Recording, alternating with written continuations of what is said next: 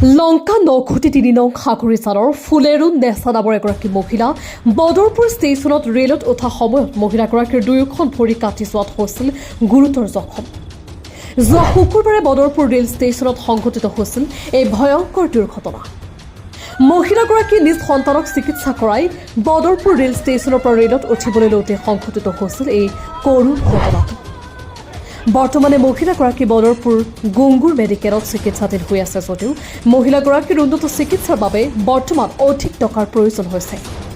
সেয়ে উপায়ন্তৰ হৈ সংবাদ মাধ্যমৰ জৰিয়তে অসমৰ মুখ্যমন্ত্ৰী হিমন্ত বিশ্ব শৰ্মাৰ লগতে মৌলানা বদৰুদ্দিন আজমল চাহাব, মুস্তাক আনফৰ চাহাব আৰু সমূহ অসমবাসী ৰাইজৰ কাষত সহায় বিচাৰি কাটৰ আহ্বান জনাইছে এই অসহায় পৰিয়ালৰ লোকে। মোৰ 3 নম্বৰ খাগৰিজানৰ আব্দুল কুদ্দুছ সাহাবৰ কন্যা ফুলেৰুণ নেচা, তেখেত আব্দুল কুদ্দুছ, তেখেতৰ কন্যা ফুলেৰুণ নেচা কাছাৰ গংগুৰ হস্পিটেলত চিকিৎসাৰ কাৰণে এটা সৰু ছোৱালী লৈ গৈছিল। তেখেত আহোঁতে চিকিৎসা কৰি আহোঁতে বদৰপুৰ ষ্টেচনত শুকুৰবাৰে দিনত 12টা বজাত ৰেল দুৰ্ঘটনাত তেখেতৰ দুখন ভৰি কাটি গৈছে। এতিয়া আকৌ শিলচৰ মেডিকেলত এই ফুলেৰুণ নেচাৰ চিকিৎসা চলি আছে। ডাক্তৰৰ কোৱাৰ হিচাপত শুনিছোঁ অহা সোমবাৰে দুখন ভৰি অপাৰেশ্যন হ'ব। বহুত টকাৰ প্ৰয়োজন, ইয়াত বহুত তেজৰ প্ৰয়োজন। এতিয়া পৰিয়ালটো এনেকুৱা দুখীয়া পৰিয়াল, সেই পৰিয়ালৰ গাৰ্জেন মোৰ কাষত, এই ফুলেৰুণ নেচাৰ শ্বশুৰ বহুত দুখীয়া পৰিয়ালৰ খোৱা দোৱাৰ কাৰণে মোৰ ৰাইজে সহায় কৰি চাউল পইচা পাতি এনেকুৱা দি মই চলাই আছোঁ।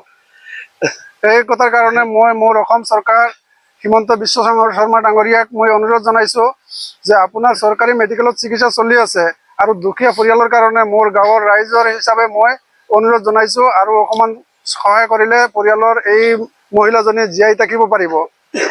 লগতে মোৰ বিভিন্ন দল সংগঠনক মই অনুৰোধ জনাইছোঁ, মোৰ আজমল চাহাবক কাটৰ অনুৰোধ জনাইছোঁ, আনফৰ চাহাবক জনাইছোঁ, আপোনালোকে অকণমান দুখীয়া পৰিয়ালৰ ফালে চকু দি যিমান যি পাৰে সহায় সুবিধা কৰক।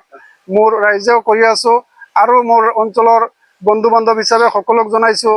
মোৰ অসমৰ যিকোনো মানুহে যিমান পাৰে সেইটো চেনেলত মোৰ স্কেনাৰ নম্বৰ সকলো থাকিব। আপোনালোকে যিমান পাৰে দি সহায় কৰক এই মহিলাৰ চিকিৎসাৰ কাৰণে। মহিলাজনীৰ নাম ফুলেৰুণ নেচা। যোৱা শুকুৰবাৰে দিনত 12টা বজাত বদৰপুৰ ষ্টেচনত। বৰ্তমানে মহিলাজনী শিলচৰ মেডিকেল কলেজত এই গংগুৰ মেডিকেলত আছে। এই জেগাখনৰ নাম 3 নম্বৰ খাগৰিজান পানীজান গাঁও।